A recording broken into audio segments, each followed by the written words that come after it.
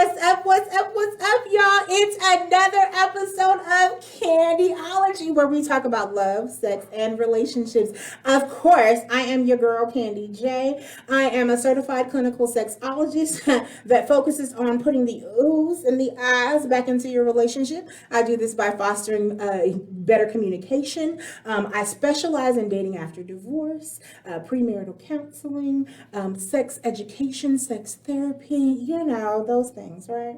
Okay. Guys, so wait, it's only been a week, right? It's only been a week that I have not seen you guys. I am so excited today. Okay, so happy October.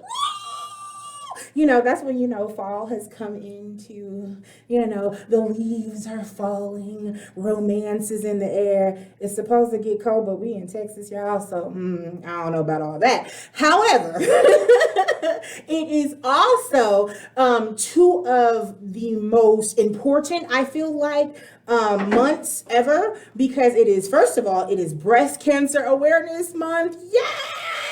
And Kitty, why are you like all excited about breast cancer awareness? You're going to find out in just a minute when I introduce my guest. Okay, but the other reason why I get so excited about it is because October is also Domestic Violence Month, okay? And I will wear my purple ribbon proud, and of course you will hear my story sometime this month. I have no problem telling my testimony because God knew that y'all needed all of this goodness, okay? So, he tried to kill me, but he said not so. So we'll talk about that. I have two beautiful guests coming on to talk about and share their stories as well. And I'm sure that you're going to enjoy them this month. And when I say enjoy, I just mean we're survivors, y'all. Whether it's breast cancer, whether it's domestic violence, we're survivors. And that means God had a purpose for us. God had a plan for us. And what disease couldn't take us out. Somebody putting our hands on us couldn't take us out. So, with all that being said, that's why October is one of my favorite months, guys. And wait, if you've ever watched the show, you know pink, purple, and turquoise are my favorite colors. Pink and purple this month. Hello. Okay. I'm sorry. I'm getting too excited because I got my sister friend in the building, and y'all just don't know how much of a treat. So if you have not shared the live on Facebook, Instagram, Bigo, share this live now so that somebody else can be blessed. Okay. So even if it's one person, that's all we care about. Okay. All right. So listen, sitting next to me is this beautiful, beautiful woman. And first of all, she got on this Cowboys jersey. And we're gonna tell you some things that happen about Cowboys. Let me flip the camera on Bigo real quick so y'all can see this beautiful, beautiful woman. Hold on. Wait a minute. How I flip this? Oh, there we go. There she go, y'all. There she go. Ain't she beautiful, y'all? Okay. So we don't like the Cowboys. Oh, it's okay. It's okay. They still won though. But so I'm going to let her introduce herself, okay? And why don't you just tell them what your name is, who you are, girl? Well, first, hey, girl, hey. Hey, girl, hey. I love me some candy. I'm Nikia Blakely, and I'm so excited to be with you tonight. Yes, child. Okay, so let short story for now, because we'll get into it later. But I am a marriage boot camp coach, right? You guys know Marriage and Life Enrichment Boot Camp. I every time there is the season, I talk about it. I probably talk about it every month, actually. But because it is such a wonderful experience, and this is how I met my sister friend, and she's been a sister friend since I met her. Okay. Oh yeah. Okay. So tell us a little bit about yourself, your family life, whatever God lays on your heart to share right now. So do we have all night? I mean, as long as they let me. Listen. No, I'm Nikia, and I'm really excited to be here, especially because you decided to choose to talk about breast cancer awareness. And certainly that is a topic that is near and dear to my heart because the majority of my life I've been in the battle against breast cancer. I was first diagnosed when I was only 16 years old.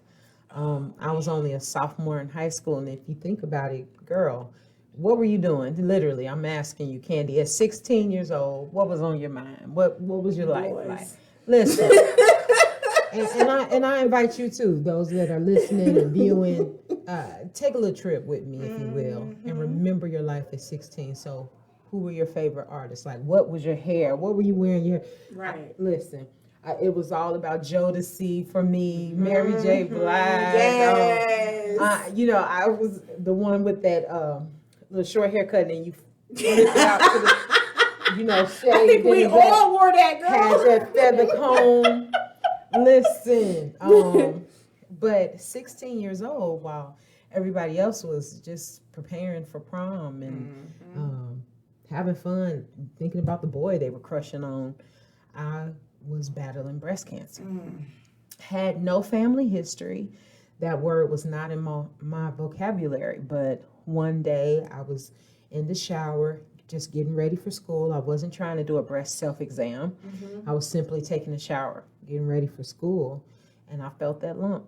And I mentioned it to my mom, and we scheduled a routine doctor's appointment because, again, at 16, you're not having annual mammograms or breast exams. So I just went to my family doctor for a regular physical, and she felt it. She was like, "Wow, Nikia, do you feel that?" And I said, "Yes, ma'am." And first she shrugged it off, said, "I'm sure it's nothing." And she kept on with the exam. But later on, she came back to it. She's feeling around like, "Wow, I tell you what, just as a precaution, let's get it checked out. But Nikia, I'm sure it's nothing." And those were the words that rang in my ears. She said it's nothing. So we decided to go ahead and have a biopsy just as a precaution. And that in and of itself was scary to me because I had never been in the hospital for any reason, never had any surgery. And so just the thought of even a biopsy was frightening. But we're people of faith, grew up in the church my whole life. I'm a PK. And so, PKs you know this. So I felt like, okay, just one step at a time. The doctor feels like it's nothing, so I'm sure it's nothing. Honey, not only was it breast cancer, but it was a very rare and aggressive breast cancer. And immediately the doctor said, you really should remove both breasts. So what was your feelings like right then and there? How did you feel? Do you remember how you felt at that moment? I would never forget. If you can imagine, again, and then that's why I always ask people, picture yourself at 16. That is the furthest thing from your mind. So imagine at 16, somebody tells you you should remove your breasts. We should just cut them off. I couldn't wrap my mind around it. Right. I was devastated. I was horrified. I was scared. I felt like I was living in a nightmare. Like this cannot be real. Terrified. All of the above. But like I said, just having grown up in the church, thank God, the one comfort that I had was God. I felt like, okay, Lord, I've heard about you my whole life, but now is the time that for real, if you're real, I'm going to need you to show me. I'm going to need you to prove it to me. And so instead of having the double mastectomy that they wanted me to have at that point, I said, I'm going to try to use some wisdom. I know I need to have a procedure, but I'm also just believing God to heal me. So I allowed them to do a partial mastectomy. So what that is, and for those of you that maybe are unfamiliar with the terminology, I just want to take a minute to explain that. A biopsy is when they simply go in to do a test, where they may remove a small amount of tissue just for the sake of testing. Right. A lumpectomy is typically the next step, where they go in and they remove a larger part of tissue. They remove the actual lump for either testing or just to remove it from your body. A mastectomy, the base word of mastectomy is mass. So they remove a larger mass or portion of the breast. So sometimes you can have a partial mastectomy where they remove just part of the breast, and then sometimes you can have a full mastectomy, remove the full breast, Right. or other times you'll have a radical double mastectomy, which is where you remove both breasts completely. And so I opted at 16 years old to have a lumpectomy and a partial mastectomy. So they removed a large part of my left breast. Now, But how did you guys come to that? I mean, did you make this decision by yourself, or did your mom and dad help you? I mean, what was that like? yeah, really it was a personal decision. The doctors recommended remove everything because you're so young, and if the cancer is this aggressive, it's liable to return, and you could be battling this your whole life. Right. So you want to be as aggressive as the cancer is. Just take away both breasts to minimize your risk. But that was too big for me to wrap my mind around at 16. I'm like, I'm trying to go to the prom. Right. You need breasts to go to the prom. Last I checked, you need breasts. So to have that partial mastectomy was my decision. But it was rough, sis. It was rough because you know how sometimes you go through things and you don't know what you don't know. I didn't know about reconstructive surgery, or that there are prostheses that even women that have a teeny itty bitty committee breast, they can have, you know, you can stuff your bra with some prosthetics and make it look like you got something. I didn't know about any of that. So when I had my partial mastectomy, just being young and naive, I didn't know. I used to ball up gym socks just to try to even out the breast, because the left breast was the size of a grapefruit. And that right breast, honey, was Big Mama. She was the size of a cantaloupe. Wow. And so just trying to get through high school, that was super tough, especially because, you know, at that age anyway, you're already battling with your body image, self-esteem issues. I've always been heavy as a child. I was always the big church girl, bigger than everybody else, and everybody else looked like regular children. I'm looking like the mother of the group, wearing grandma's clothes. I'm not even exaggerating, child. I was an old lady as a child. I'm younger now. This is me young, child. Oh, you should have seen me at 13 and 14 and 16. I look like an old church mother. I was mother. I wasn't hanging out with the other kids. We were at church all the time. That's the story of the life of a PK. Matter of fact, let me just random story. Even our senior dinner dance, when I think about it. You know where I went shopping for the dress I wore for my senior dance? Senior dinner dancing? My grandmother's closet. My grandmother was the first lady of the church. I wore one of her suits, one of her convention suits to my senior. Everybody else had. Now remember, I told you, 90s. With the bamboo earrings and everybody else looking all cool. Hey. And here I come in there. All I needed was a tambourine.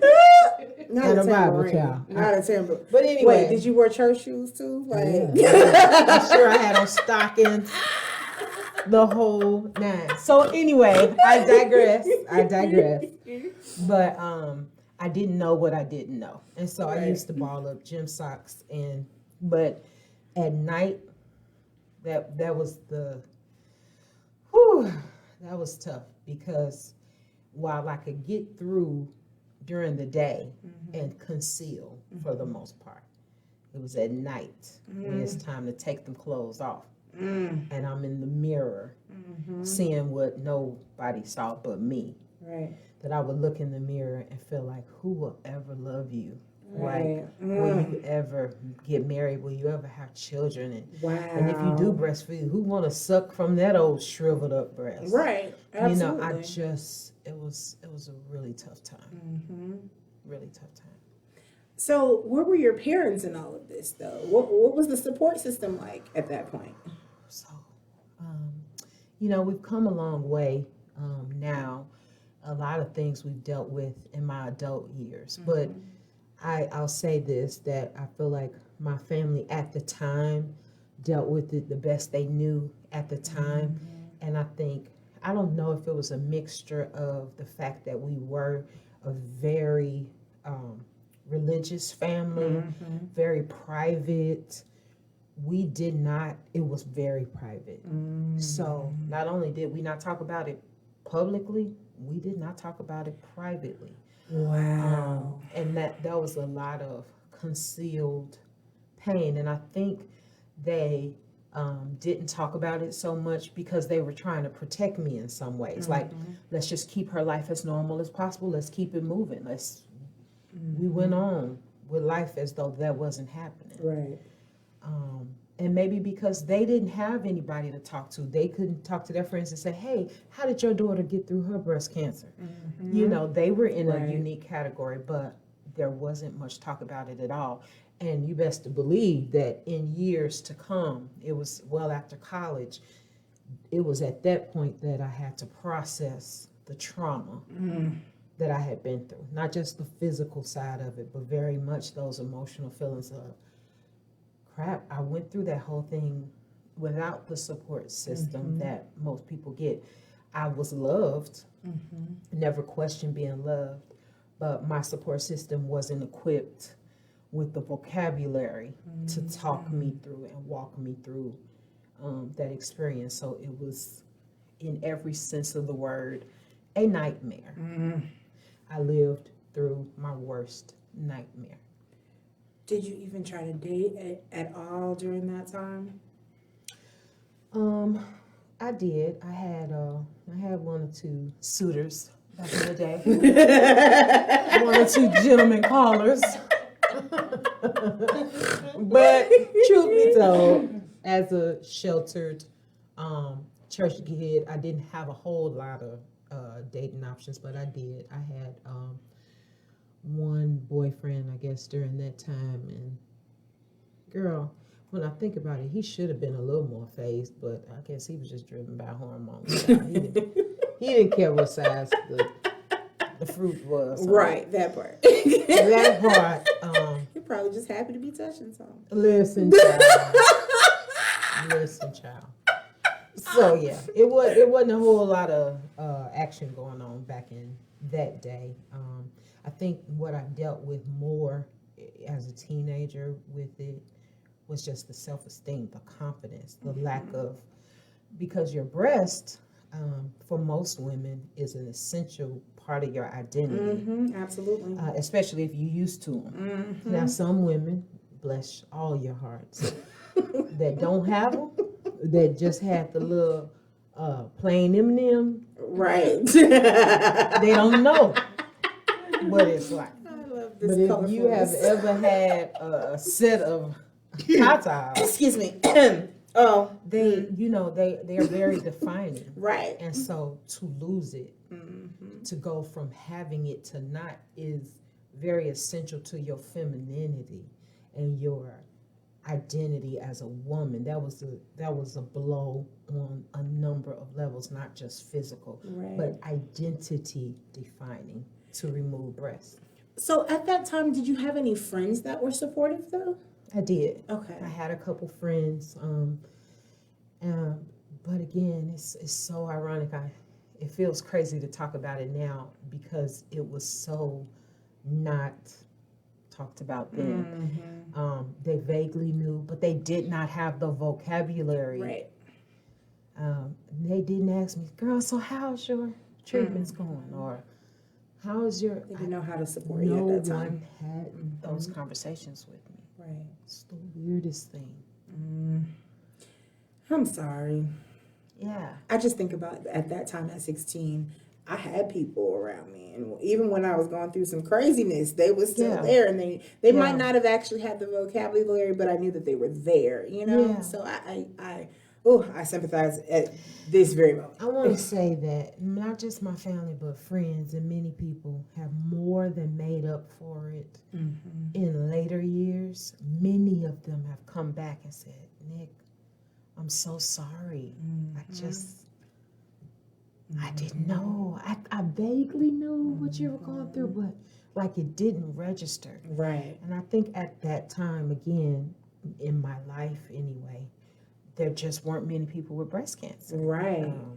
And so it wasn't as talked about as it is now. And I think can compare that to like HIV, AIDS. Now, if someone were to say, I'm HIV positive, there is less fear, there is more conversation. You're not quite as stigmatized as you would have been if it were 1994. Right. And if you said, yeah, I have HIV, honey, that would clear the room. Right. Clear your books and Right. clear your roster and everything else. Right. And so it was similar in that there was a time even in the Black community that it just wasn't as talked about and as open for discussion. Nothing as it was is now. wanted to be talked about. 'Cause Nothing. Remember, people would be like, I don't know, what happens in this house stays You in didn't this even house. talk about periods. Hello? Child. We just not saying the word. Period. Yeah, you were good to say. And we don't mean the dot at the end of the sentence. I know. We would be good to just refer to it as your monthly, Right. or your woman's visitor, or whatever. Just not Absolutely. calling it. It's a period. It is a period. So you said you dealt with it in college. How did you deal with it in college? Well, first, before we go to college, I do want to just to give full perspective of the story. Wow, it was traumatic, and it was isolating and lonely and all of that. It was also one of the greatest blessings of my life at 16, and let me tell you why. Because it really registered to me that life is so short and uncertain, and I realized early on I don't have to be here. Right. And so it made me really purposely want to live and maximize my life. So up to that point, I was a C student, just your average. Like, I didn't know what I wanted to do with my life and all that, just taking life for granted like most teenagers do. But sister, after that diagnosis, I began making straight A's, even when I couldn't be in class and they were sending work home to me. I mean, I was pumping it out, and ended up by my senior year, because I was diagnosed as a sophomore, ended up graduating at the top of my class. I was number 5, graduated with honors. Yes, queen. Became the first person in my family on either side to go to college and graduate, all because that thing lit a fire under me. And not just academically, but spiritually, personally, emotionally. It registered to me that life is not promised to you. It's not. This is a gift. So what are you going to do with it? And it really motivated me to push. And girl, when I tell you so many blessings, so many things. Can I tell you just a couple of things? Yeah, you just some highlights. Don't stifle us today. Give it to me. One of the greatest blessings of breast cancer, and I know that sounds crazy to say, a blessing of breast cancer. Opportunity came right out after college for me to go to Africa, Nigeria, Abuja, Nigeria. And I learned that there was a woman that I met at a breast cancer conference, and she told me she was hosting her very first ever breast cancer conference in Africa, in Nigeria. And she invited me to come there to speak and to sing and share my story and all of that. Oh, wait, pause. Man, if y'all ain't never been blessed with this woman's voice, Jesus, hallelujah. Okay, I'm done. Thank you, Continue. So I went, and I'm like, yes, of course I will. But Africa was super expensive, and my mom and I decided we would raise money and funds because we wanted to stay for a longer period of time and really be able to go into the villages and the hospitals and spend some time with the ladies there. But Candy, going over to Abuja, Nigeria, I learned that there were girls who were 13 and 14 with aggressive breast cancer. Now, when I say aggressive breast cancer, I ain't talking American aggressive. They had fungus growing on the outside of the breast. Oh, Father. Father. Now, did you hear me say 13 and 14? Jesus. Now, here in the U.S., I'm still one of the youngest on record diagnosed with aggressive breast cancer. 16 is remarkably young. But can you imagine 13, 14 with the cancer so advanced that it's fungated? Google it, y'all. Google fungated breast cancer. I had never heard of it. And Lord, you don't want to see the pictures because you know Google will show you everything. Right.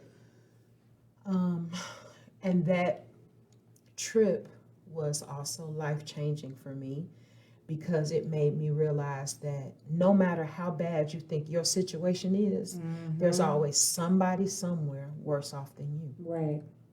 And so that showed me that I don't have time to lick my wounds and feel like, woe is me. Nobody knows the trouble I've seen. Right. Because there are girls half a continent away, or more than a continent away, that have less hope, less resources. And I thought I had it bad. I'm from Gary, Indiana. And we had one hospital in the city of Gary, and I had to travel to another city, Maryville, for treatments. But in Nigeria, there was only one in the whole country. Shut the front door, the back, and that the treated side. breast cancer. One hospital, and we visited that hospital. God. And guess what? There was only one room within the one hospital in the whole country. There was only one room that had a radiation machine or where they could do those breast surgeries. That's crazy. And so, sister, when I tell you, knowledge is power and access to quality care is something. And so that fueled another leg of my mission, which is currently still my mission, is to give information and resource to especially Black women when it comes to breast cancer, because you don't know what you don't know. And many of us die because of a lack of knowledge. We perish because of a lack of knowledge. We don't know that there are different kinds of treatments out there. For example, and I won't go super scientific, but most people have two common misconceptions. Breast cancer is not a singular disease. There are many types of breast cancer. There's triple negative breast cancer. There's inflammatory breast cancer. And even within those, there are many subtypes. We're looking at the virus of COVID-19, and then there's a variant, Delta. Well, breast cancer is the same way. There's a disease with subdiseases and subtypes. There's no one kind of breast cancer. And then likewise, treatment. We know, we've all heard of chemo, Right. but most of us don't realize that chemo is not just one formula, like a Coca-Cola or 7-Up. It sure isn't. That it can be formulated, it can be personalized, that the potency and the mix, the cocktails and the formulation can be targeted therapies for your particular breast cancer and for your genetic type and all of that. And so we don't know a lot of times what we don't know. And back in the day, I used to see people, white people in particular, who could go over to Switzerland and get some type of clinical trial or treatment and live on for 40 more years. Whereas the Black women in our community, they get breast cancer 3 months later, they're gone. Right. Because they didn't have access to that same information. We didn't know about clinical trials, genetic testing, things that just weren't even in our vocabulary that are literally saving lives. People are living with breast cancer years and years and years. We're dying at a rapid rate because of what we don't know. I'm just soaking up all the information at the same time. Yeah. Because I've definitely had this conversation with many different women, and even the women that have had breast cancer are still not as knowledgeable as everything that you just said. So Yeah. I mean, I'm so appreciative of the fact that you were educating these people at this point, and it's going to save somebody's life. So can I add to that just a little bit more while I'm there? Absolutely. Many of us don't know that if you don't know, you can ask. So if you feel a lump if, God forbid, they say it's breast cancer, we don't know that the menu is as wide as a Burger King menu, that you can have it your way.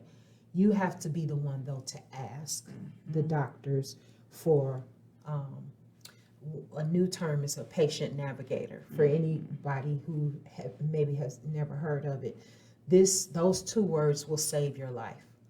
A patient navigator is something that now at most hospitals, anywhere you go around the country, if you ask, most people don't tell you about patient navigators. But if you ask for a patient navigator is somebody that can be assigned to you totally free of charge. No, it's not on your insurance or not out of your pocket. But their whole job is to walk you through from diagnosis to treatment and break down what the doctors are telling you, to break it down in layman's terms. The terms, because you're being hit with all this information and you don't even know, you walking out and your head is spinning. You barely can retain what the doctor said, what you should do, what you have, what you need, because your emotions are high and the terminology is so advanced. Right. But a patient navigator will walk you through it and make it simple, answer questions for you, be that interpreter between you and the doctor, between you and your insurance company, between you and your specialist. And so again, it's about letting the community know, hey, these things are out there.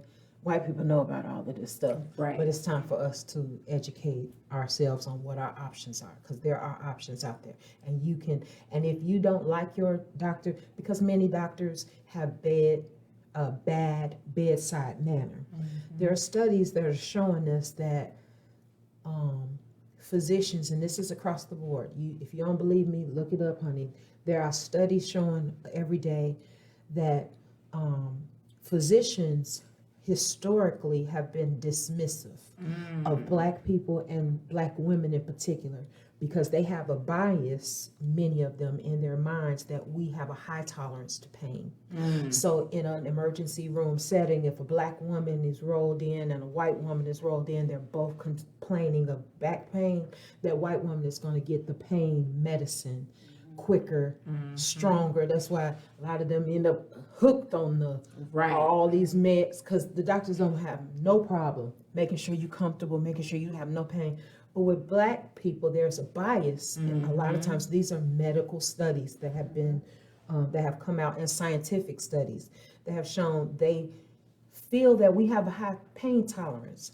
So we could be complaining of stuff, but they're more likely to dismiss us and send us right on out the door. And so I said all that to say is that if you ever find yourself in the hands of a doctor that you feel is being dismissive, you're telling them something don't feel right, and they telling you, oh, it's probably nothing, and they just dismiss you, fire your doctor. Amen. Fire your doctor. Absolutely. I didn't think that was possible. I grew up in a time where, honey, you have to accept what you get and thank the good Lord. But no, we're in a time where doctors are so plenteous. Honey, fire your doctor and go to a person that will listen to you, because most times you are the expert of your body. Right. And when something feels off, you know it. Right. You see this thing in and out every day for years and years. And you know when you see changes. And when so you are the expert of your body. At the moment that you feel abnormalities, don't be afraid to go to your doctor, and fire your doctor if they don't give you the care that you deserve. Absolutely, girl. I hope y'all listening. I really do. Yeah. If you catching the replay, #replay, let me know that you're listening, because we want to make sure that we pass this information on to as many people as possible, because we want to save lives. Yeah. And so, but back to your story though. So you said you dealt with it all in college. How did you come to terms with dealing with everything in college? Well, it was actually after college.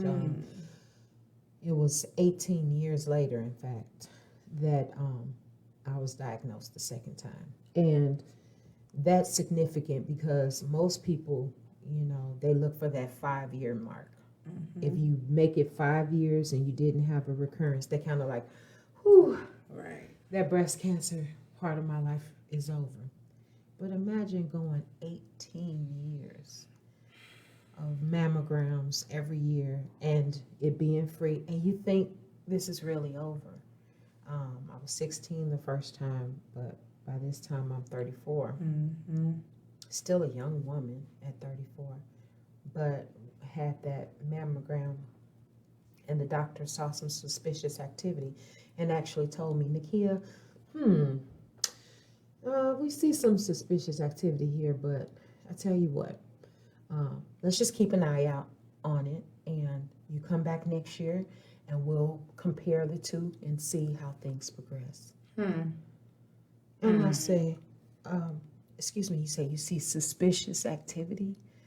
You know what that is? Or, well, it's hard to say from these images.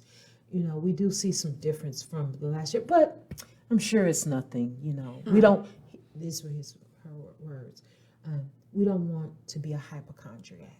We don't want you to be a hypochondriac. Oh, wow. Don't be overly concerned. We'll just keep an eye out on it. But I've had breast cancer before. But listen, sister. Excuse me? So by this point, I had been, unlike at 16, now I knew. I knew what my options were. Right. I had studied on this thing. I knew enough now that you ain't gonna just tell me anything and send me out the store. Right. And I pushed back. And I told them, if you even think that there's a remote possibility that it could be something, let's get it tested. Call me HH if you want to. Hypochondriac Hammond. Whatever you want to call me. Let's get it tested. And Candy, Jade, Price. It was cancer. Right. This time in the opposite breast. Oh. But the good thing is we caught it at its very earliest stage. It was at a stage 1. But it was cancer that would have been laying there growing in my body for a whole nother year. And so it was at that point that I made the painful decision to have a total radical double mastectomy and allowed them to remove the breast. So at this point, were you married? Yeah. Rewind. How did that happen? Sister. How did that occur? And tell me how your husband also was a part of that decision. Yeah. So my husband is in the studio audience tonight, and I'm not just saying this because he's here. I don't know that I could have gotten through it with another partner. God knew what I needed to get through this. When we got married, I was 27, and he married me with the deformed breasts. In fact, he named the left one Little Mama, and the right one was Big Mama. Yes, he did. He just had names for Little them. Mama, Big Mama. And he never treated Little Mama less than Big Mama. He treated them fairly and loved them both the same, and didn't make me feel no ways about it. Right. But when it came time when I got the second diagnosis, I made the personal decision that I did not want to have to look over my shoulder every year for the rest of my life. Right. And I said, I'm going to have the breast removed.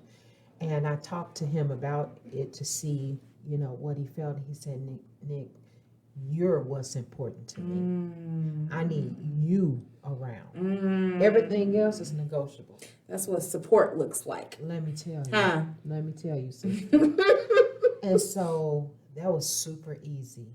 He never made me feel pressured one way or the other to do it one way or the other. So they removed both breasts, and I had reconstructive surgery. And so now this was a blessing too, because there are different ways you can do this, ladies. They are able to take fat. For me, they took back fat. You know how you can have them, the wings. Come on, the wings. The wings. when you unclasp the bra, you can have handfuls of it. And they took that and was able to put it in the front. And I still had a small implants, but they took that tissue from the back and put it in the front. And then some women have it taken from the tummy. You could take your tummy fat and use it for breast, so you're getting a tummy tuck, and as well as. And so, girl, when I tell you, this was 33. Honey, they made them breasts so round and perky, sister. Honey, when I tell you, that was the blessing of it all. Because this was the first time in my life where I had breasts that set up on their own. Oh, hello. They stood at attention. Hallelujah. Sister. Thank you, They Jesus. woke up before I woke up. There was no assembly required. Early on I Sunday did not morning. have to put a bra on. I could put on a tank top or put my pajamas on or go flopping through the house, and nothing was moving, nothing was wavering.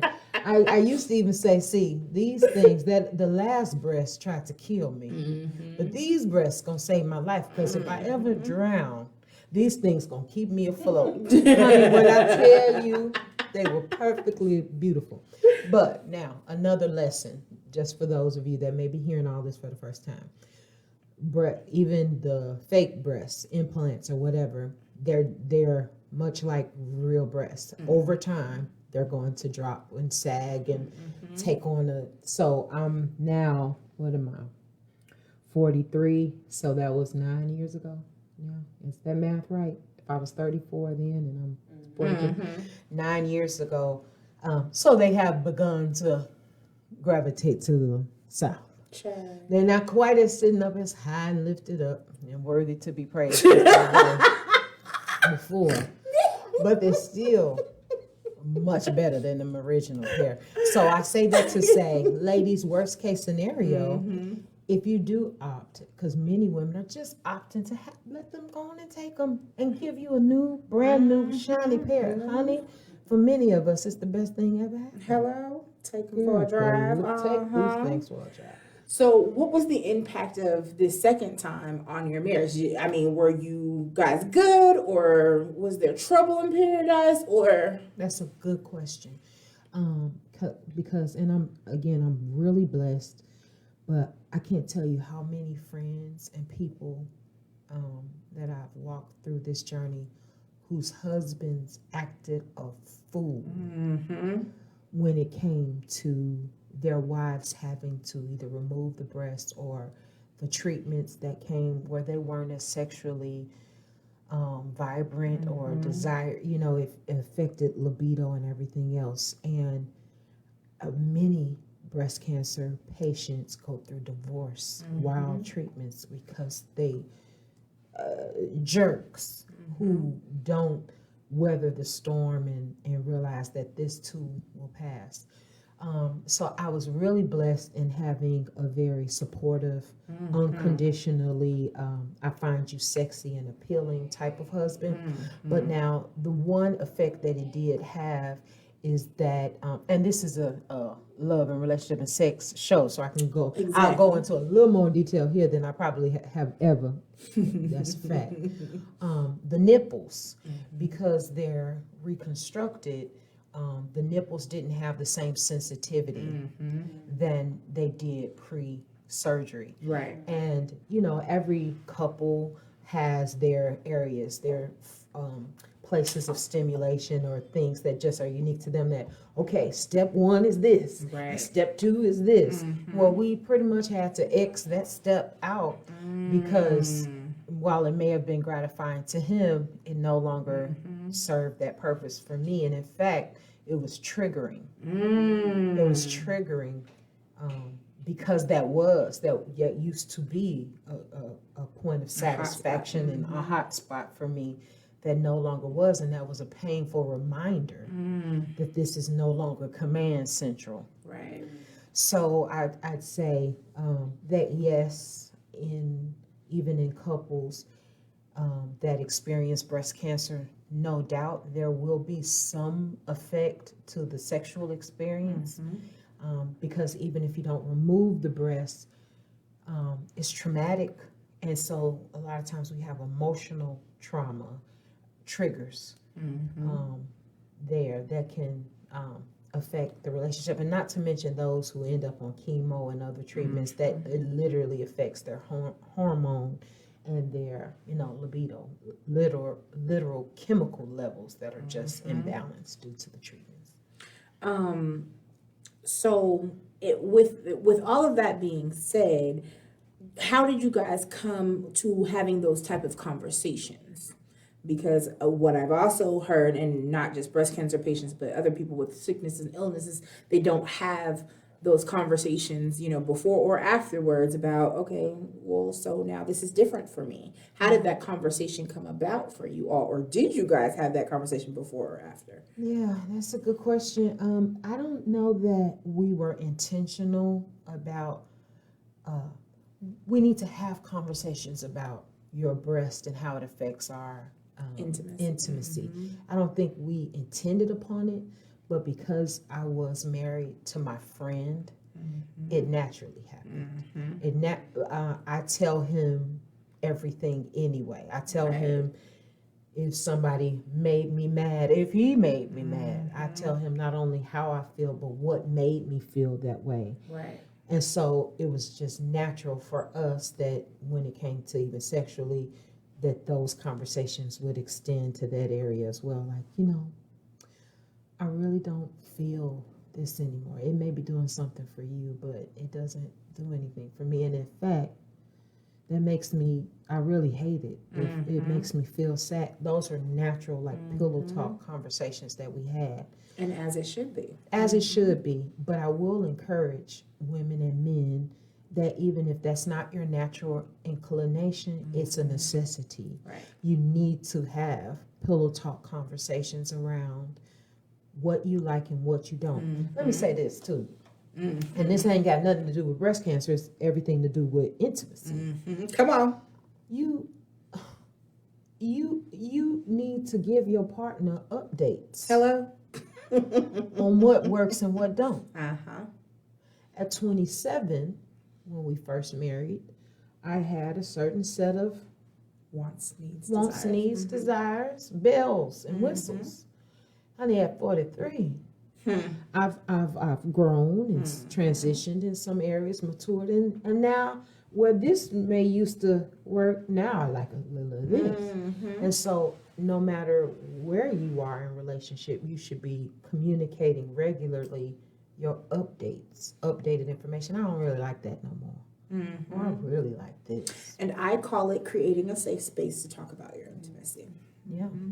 And it's something I teach in my classes. Like, these conversations need to be had, and you've got to make sure that it's not and I always tell people that it shouldn't be in an environment where sex is about to happen. Like, it should not be in the bedroom. If that's where y'all have sex, that's not where it should happen. It should be in the dining room or at Starbucks or out to dinner or somewhere that you guys don't have the pressure of having sex, but you're saying, okay, baby, right now I need nipple play instead of kissing on my neck. That don't do it for me anymore. That's not where it is. So definitely having those conversations, and I'm so happy you could just naturally have it with your best friend, girl. Your best friend. So as our time is beginning to wrap up, but we ain't there yet, I want to go to something that happened today. Yes. Woo, y'all. Listen, I already knew it was happening, but to be watching it on Facebook and my girl was all smiling and her husband, oh my God. Can y'all tell? Can you tell what happened today? Because it was such an honor. Yeah, another one of those blessings that just pop up. One moment of misery can turn into ministry and turns into blessings later, miracles later. This year I was chosen by the Dallas Cowboys organization as one of their star survivors. And so they chose 5 of us out of hundreds of women across the country to honor. And this weekend has been nothing short of phenomenal. When I tell you they brought us in and they have just rolled out the red carpet. Baby, go follow her and look at all these pictures. You just don't even know. Like I'm still speechless. I still don't have words.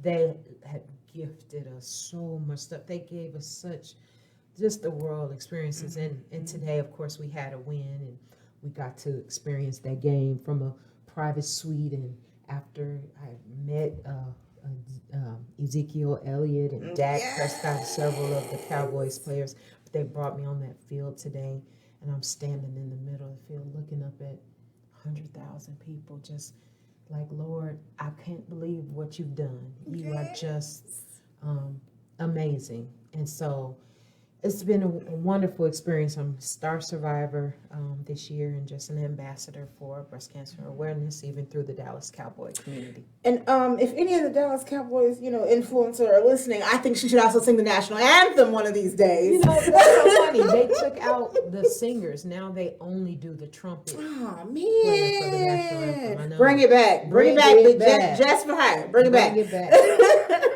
But how did they come to the process of choosing you? I mean, was it something that you put in your name for? Yeah, there was a nomination process, and a certain someone felt like, this would be so good. You really ought to do this. And so certain someone, was responsible for that nomination. That's love. I mean, do y'all have another one of him? I mean, I'm just saying. I'm telling you. Well, actually, that is one of my side gigs. I'm always looking for my friends and my sisters. Like, ooh, he would be good. Honey, are you in the market for? I love. Well, Candy J is single, so Listen, But honey, you mighty spicy. We got to find somebody that can handle me. Listen, they got to be able to handle me, so that you don't have to settle. You need to listen. But yeah, if you're serious, honey, I'll be all on top of that. I'll be all over that. To ask Patricia, I'm so very serious.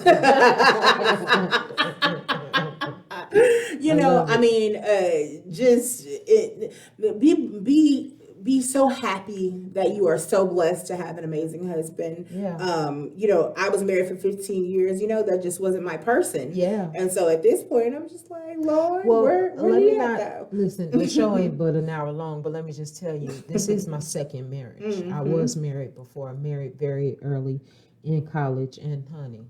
Hmm. So that is its own other show. Right. So I know what it's like to get it wrong and to then get it right. Right. And that's why I said we definitely have to have you guys come on and just talk about that wonderful relationship that you guys have. And so with that being said, though, tell us how you got involved with Marriage Boot Camp.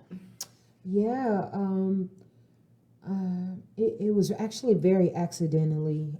They were having their conference at the same venue where my church was having a conference.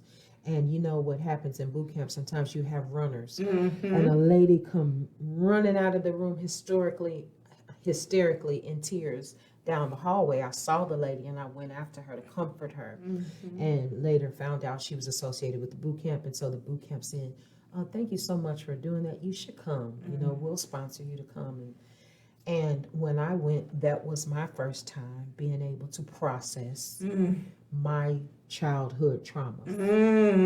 That was my first time being able to put myself in situations where I did need to have conversations with my parents and other ones. And honey, it was after that, like me and my mom sat down and had conversations. Well, how come this and why didn't this and then my mom ended up going through the boot camp, became a coach herself. Yes. Listen, and we've had several family members and friends and people that we have referred because you have to process. Mm-hmm. You don't even know half the stuff that's stuffed down inside of you that make you who you are until you take time and process it and unpack it. Right. So that was a blessing. I became a coach. And low key, I am the one who mentored Miss Candy. Miss Candy was my mentee when she came in, yes. Now, of course, she has gone on to do great things since then.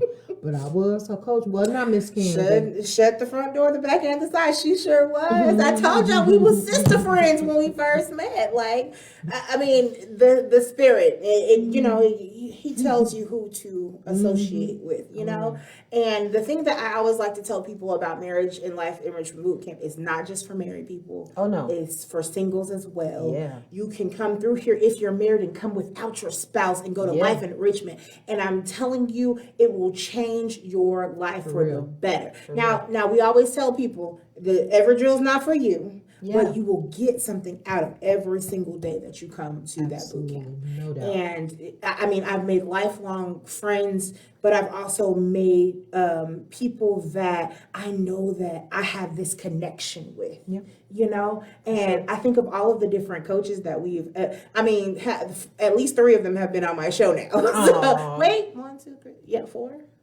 No. And Amber is next week. Oh, yes. I love talk Amber. about her story. I mean, it's just an amazing sister and brotherhood. Yeah. If you guys don't know who Jim and Elizabeth Carroll is, Google them. That's all I got to say. Google them. Because Marriage Boot Camp was amazing on television, but they are true people that believe in healing for real and prosperity and wanting you to be successful. Yeah. And so sometimes you got to deal with some stuff that is in that baggage. Ooh, Jesus. I think every coach has one drill that they're like, I can't be here right now. I can't be here. That was my drill.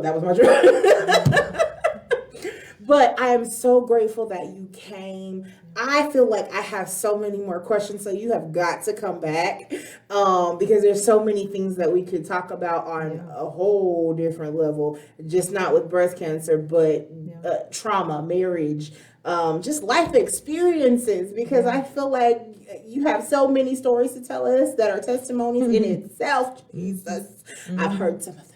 They're great. But so as we begin to wrap up today, is there anything that you would like to tell someone that may think that they may have breast cancer, or even just about checking themselves, you know? Yeah, well, first I ask that you visit me on my website, which is NikiaHammondsBlakely.com. We'll write it in the comments. Yeah, it's a long name, but it's NikiaHammondsBlakely.com, and there is a section specific to breast cancer, all the frequently asked questions, and there are a number of links and resources. If you suspect that you have breast cancer, what should you do? There are links of a questionnaire that answers, are you high risk to breast cancer or not? It determines your risk factors. And then if you're in that category where you need financial assistance, where you need to know what next steps are with insurance and all of that, we have all of those links there. All things at NikiaHammondsBlakely.com. So my last advice to anyone out there is do not ignore your body. There's a common phrase that early detection is the best protection, and that's because there isn't currently a cure for breast cancer. The best way to fight it, however, is to catch it as early as possible. Treatment options have advanced so tremendously that the earlier you catch it, the better. However, there are people, I have a dear friend right now, stage 4 breast cancer. It's in her brain, her liver, her rib, all of this. But she's had it now for 11 years because she's on clinical trials. She's on those medicines that may not be available completely to market, but she's living and thriving. She just got back from Dubai. She's been traveling all over. I'm telling you, breast cancer does not have to be a death sentence. Right. So go to the doctor, ask questions, ask for that patient navigator, and take it one step at a time.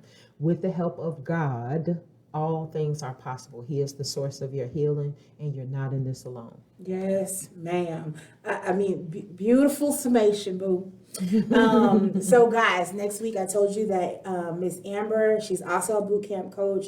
She has a beautiful husband as well, but he's not gonna be y'all. But I'm telling you, all these couples, we gotta get y'all in the studio at the same time. Yeah. I want all our sister friends to come at the same time and just act the daggone fool on it, because Christine has been on the show. Sarah has been on the show. Heidi's coming in November. I mean, when y'all see all my sister friends, Loyo, I'm trying to get her to come in November as well. But man, if we get us all together, Lord Jesus, Yeah, Lord yeah. Jesus, and if I could get Liz to come, oh my God, oh Lord Jesus. But so guys, tune in next Sunday. Throughout this month, again, we're going to be talking about breast cancer awareness. We're going to be talking about domestic violence, and I definitely will be sharing my story sometime soon. Oh, my phone died. Sometime this month, probably twice this month, because I'm scheduled to be on someone else's podcast to share my testimony as well. So, this has been your girl Candy J and my special guest Nikia over there. And we are wishing you love-filled days and orgasmic nights. Have a great day.